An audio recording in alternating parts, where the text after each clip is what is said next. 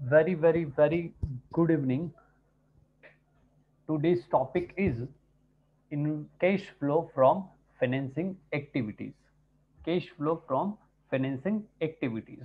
Basically cash flow में जैसा कि हमने पहले वाले लेक्चर्स में कवर किया था कि कैश फ्लो स्टेटमेंट के अंदर तीन टाइप की एक्टिविटीज होती है, operating, investing and financing. Investing activity हम लोग ऑलरेडी पढ़ चुके हैं, फाइनेंसिंग एक्टिविटी आज कंप्लीट करेंगे एंड ऑपरेटिंग एक्टिविटी इसके बाद में कवर करेंगे। तो फाइनेंसिंग एक्टिविटी में क्या होगा, the word that is financing. ठीक है, तो फाइनेंसिंग मतलब क्या हो गया, जहां पे आपको पैसे मिलेंगे एज ए फाइनेंस, जहां पे आपको पैसे मिलेंगे, जहां पे आपको पैसे मिलेंगे एज ए फाइनेंस, तो वो आपकी फाइनेंसिंग एक्टिविटी में आती है। तो फाइनेंसिंग एक्टिविटी जितनी भी रहेगी,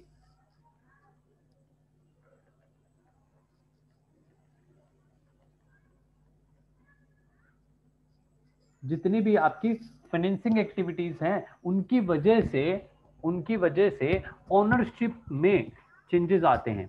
ओनरशिप में चेंजेस आते हैं। ओनर्स कैपिटल चेंज होगा, इंक्लूडिंग इंक्लूडिंग प्रेफरेंस कैपिटल, और आपकी बोरोइंग्स भी चेंज हो सकती है। That is all financing activity affects on किस किस पे, दैट इज ओनर्स कैपिटल या ओनर्स फंड बोल सकते हैं अपने, ओनर्स फंड, या फिर आपके बोरोइंग्स पे, जो भी कंपनी है उसकी बोरोइंग्स पे इफेक्ट कर सकते हैं, या फिर ओनर्स कैपिटल पे इफेक्ट कर सकते हैं। इनकी साइज एंड कंपोजिशन, साइज मतलब अमाउंट वगैरह, साइज एंड कंपोजिशन मतलब चेंजेस हो सकते हैं। इक्विटी शेयर है, उनको बाईबैक कर लेते हो, प्रेफरेंस शेयर्स दे देते हो, प्रेफरेंस शेयर इश्यू कर देते हो, इक्विटी शेयर्स रखते हो। इस तरीके से आपका साइज एंड कंपोजिशन यानी अमाउंट कम ज्यादा होता है किस किस में, that is owners capital fund, owners capital या ओनर्स फंड में, या फिर बोरोइंग्स में। बोरोइंग्स मतलब जिन लोगों से आपने उधार पे पैसे लिए हैं in the form of long term loans, in the form of long term loans. तो बेसिकली जो फाइनेंसिंग एक्टिविटी है उसके अंदर क्या क्या चीजें कवर होती है, क्या क्या चीजें कवर होती है। तो अगेन फाइनेंसिंग एक्टिविटी होगा तो जो भी कैश फ्लो है उसके अंदर दो कैटेगरी आती है, एक इनफ्लो की और एक आउटफ्लो की। एक इनफ्लो और दूसरा आउटफ्लो, एक इनफ्लो होगा और दूसरा आउटफ्लो होगा। एक में पैसे आएंगे और दूसरे में पैसे जाएंगे। तो पैसे कब आते हैं कब जाते हैं वो दोनों चीजें देख लेते हैं। तो पैसे कब आएंगे आपके पास में, तो मैं अलग अलग कैटेगरीज, अलग अलग सिचुएशंस देख लेता हूं।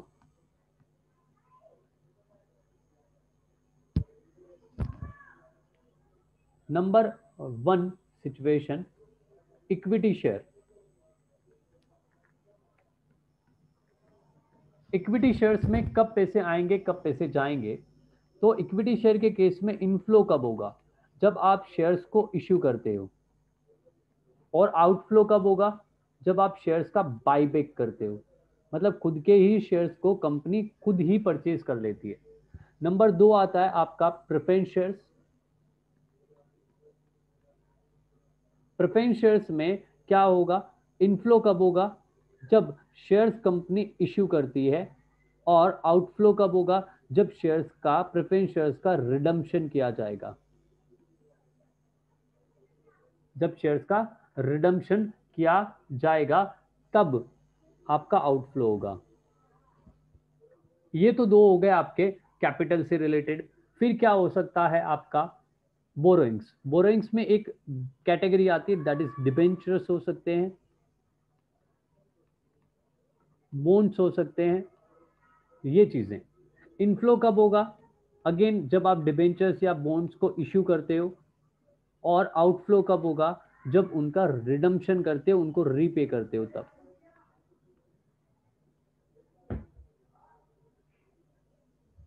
ठीक है, नेक्स्ट आपकी कैटेगरी आती है पॉइंट नंबर फोर, अगर आपने लोन लिया है, अगर आपने लोन लिया है किसी बैंक वगैरह से, तब आपकी ये कैटेगरी बनती है। अगर आपने बैंक लोन लिया है या अदर फाइनेंशियल इंस्टीट्यूशन से लोन लिया है, तो इनफ्लो कब होगा? जब आप लोन लेते हो, that is loan taken. And outflow कब होगा? जब आप लोन का रीपेमेंट करते हो, रीपेमेंट ऑफ लोन। ठीक है। और क्या हो सकता है इनफ्लो आउटफ्लो में? एक और कैटेगरी हो सकती है, that is 5, bank overdraft. Bank overdraft, जब बैंक ओवरड्राफ्ट आपका इंक्रीज होता है, जब आपका इंक्रीज होगा, तब आप लोन ले रहे हो, ऐसा समझ लीजिए आपने लोन लिया है, ठीक है। तो इनफ्लो कब होगा? जब ओवरड्राफ्ट आपका इंक्रीज हो रहा है। और आउटफ्लो कब होगा? जब आप उसका रीपेमेंट करोगे, मतलब आपका बैंक ओवरड्राफ्ट आपका डिक्रीज हो जाए, तब आपका आउटफ्लो होगा। ये आपकी इतनी कैटेगरी रहती है cash flow statement financing activity में।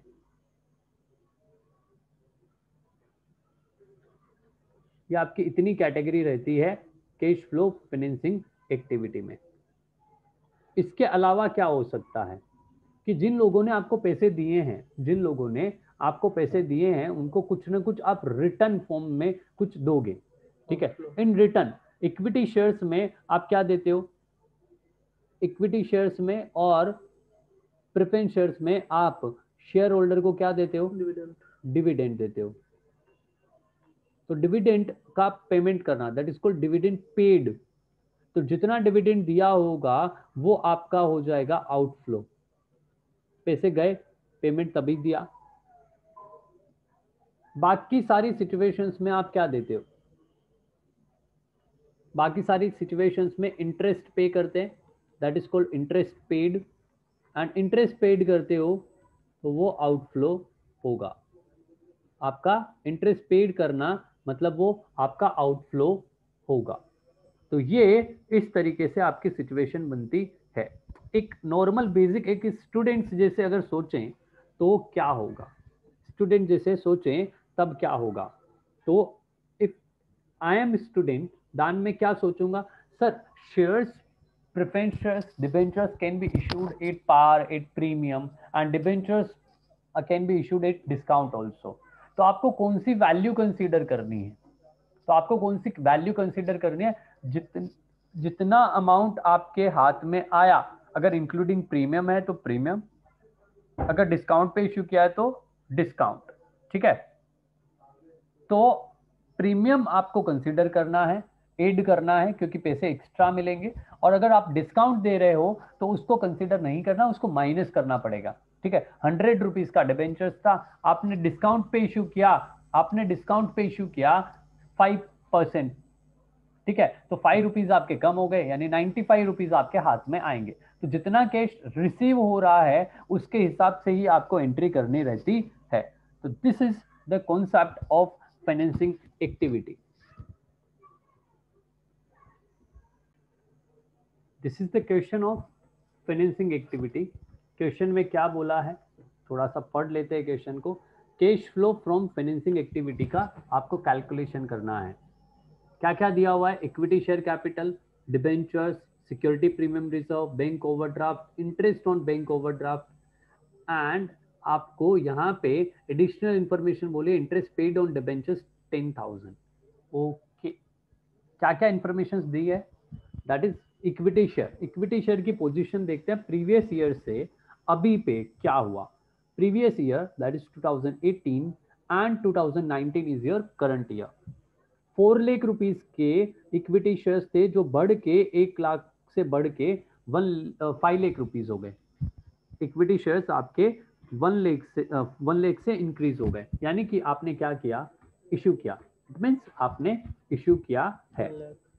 कितने में इश्यू किया है? 1 लाख की फेस वैल्यू के। Equity shares always shown in the shown at the face value. तो ये जो इंक्रीज हुआ है 1 लाख का, वो आपका फेस वैल्यू का इंक्रीज हुआ है। आगे देखते हैं। डिबेंचर्स 1,50,000 के थे, जो आपके कम हो गए, कितने हो गए?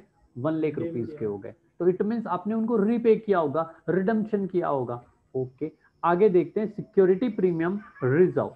सिक्योरिटी प्रीमियम रिजर्व पिछले साल आपके पास में 40,000 का था, जो बढ़ के हो गया 50,000 सर कहाँ से आया?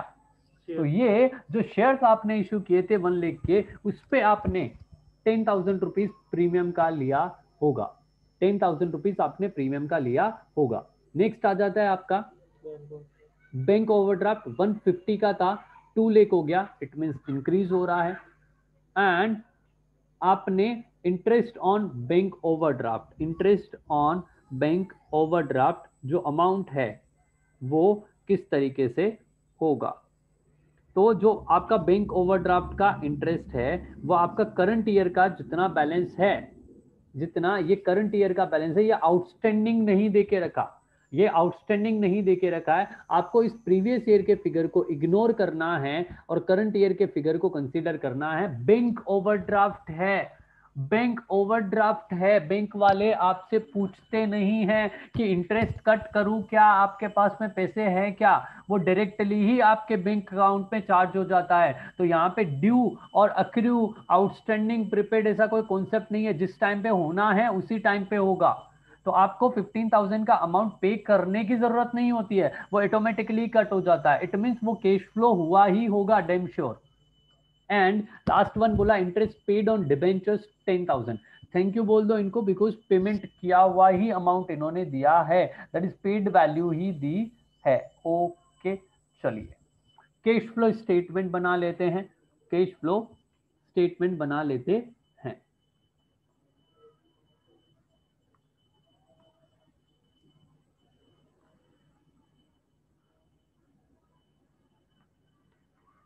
नंबर 1 ऊपर लिख देंगे अपने क्या, cash flow from financing activity.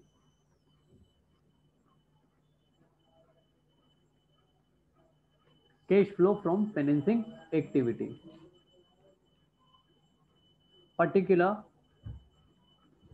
And amount. First cash flow from financing activity में आएगा इक्विटी शेयर्स आपने जो इश्यू किए हैं वो, that is issue of equity share. Issue of equity share कितने पे इश्यू किया है? 1 लाख रुपीज की फेस वैल्यू प्लस 10,000 रुपीज की आपका सिक्योरिटी प्रीमियम। इट मीन आपने टोटल 1,10,000 रुपए रिसीव किए हैं। नंबर 2 10% प्रेफरेंस शेयर्स का क्या किया आपने? रिडम्पशन किया है, तो यहां पे लिख देंगे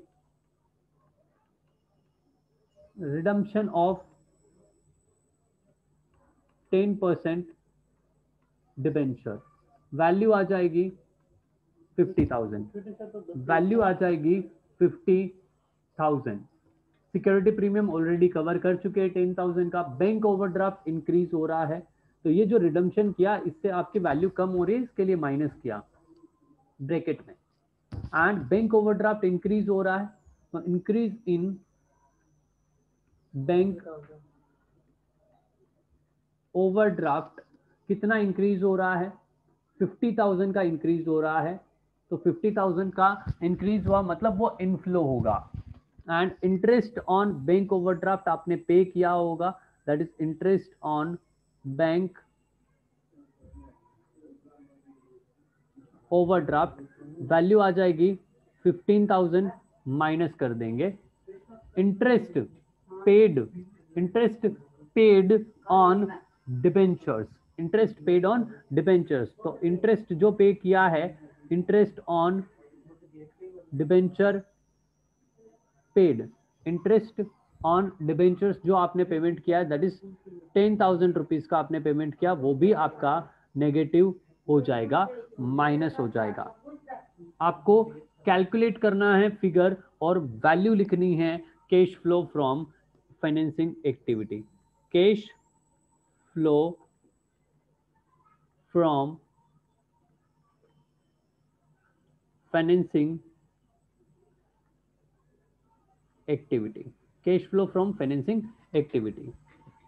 50,000 क्रॉस हो गया, 125,000 माइनस करना है, वैल्यू आ जाएगी 85,000।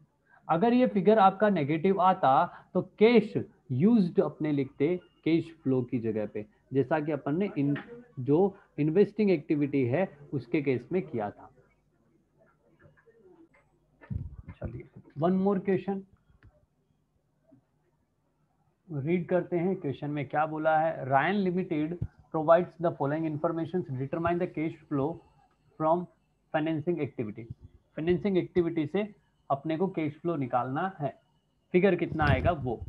इक्विटी शेयर देके रखा है पिछले साल का और इस साल का, डिबेंचर्स का फिगर देके रखा है पिछले साल का, और 8% डिबेंचर्स का फिगर देके रखा है इस साल का। ओके, सिंपल सिंपल से क्वेश्चंस बनेंगे, सिंपल सिंपल से पॉइंट्स हैं एकदम। Interest paid on debentures 10,000 directly outflow हो जाएगा, डिविडेंड पेड डायरेक्टली आउटफ्लो हो जाएगा, एंड करंट ईयर में आपने बोनस शेयर्स इश्यू किए हैं। बोनस शेयर से कभी भी कैश का इनफ्लो नहीं होता है, आप फ्री में शेयर्स दे रहे हो अपने एग्जिस्टिंग शेयर्स होल्डर को। तो 2:1 के रेशियो में आप देने वाले हो।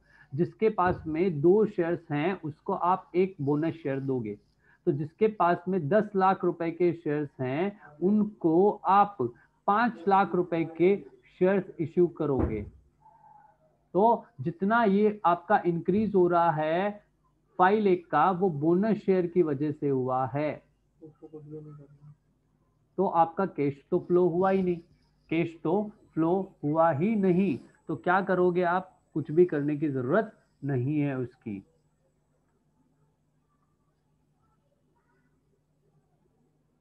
चलिए, cash flow from financing activity, cash flow from financing activity particular amount. Equity shares का तो कुछ भी नहीं करना है, डिबेंचर्स का देखते हैं। 1 लाख रुपीस के डिबेंचर्स थे, अभी उसकी वैल्यू 0 हो गई, अभी उसकी वैल्यू 0 हो गई है। 8% और 10% अलग अलग कैटेगरी है, ध्यान रखना। चलिए, redemption of 10% debenture, redemption of 10% debentures पहले थे अभी नहीं है, मतलब उनका रीपेमेंट कर दिया होगा, रिडीम कर लिया होगा। पहले नहीं थे अभी हैं, इट मीन्स आपने इश्यू किए होंगे, that is issue of 8% debenture, value आ जाएगी 2 लाख रुपीस की positive. Additional information, interest paid on debentures सीधा सीधा दिया हुआ है, कैलकुलेशन करने की जरूरत नहीं है। Interest on debenture paid, sir 8% पे दिया कि 10% पे दिया, कैलकुलेशन पेड बोला है, दिमाग ना लगाएं और डायरेक्टली फिगर लिखें यहाँ पे 10,000 का। आगे dividend paid, again paid word use किया है, इतना आप डिविडेंड पे करोगे शेयर होल्डर्स को, दैट इज 50,000, अगेन आपका आउटफ्लो है। During the year bonus shares वाला अपन ऑलरेडी पॉइंट कवर कर चुके हैं, और आपका ये वाला क्वेश्चन भी सॉल्व हो गया। सर बोनस शेयर का क्या किया था फिर? इसकी टोटल आएगी अपनी 60,000, 160 नेगेटिव 2 लाख, और फिगर आ जाएगा 40,000 रुपीज। 40,000 रुपीज पॉजिटिव आ रहा है, तो यहाँ पे लिखेंगे कैश फ्लो फ्रॉम फाइनेंसिंग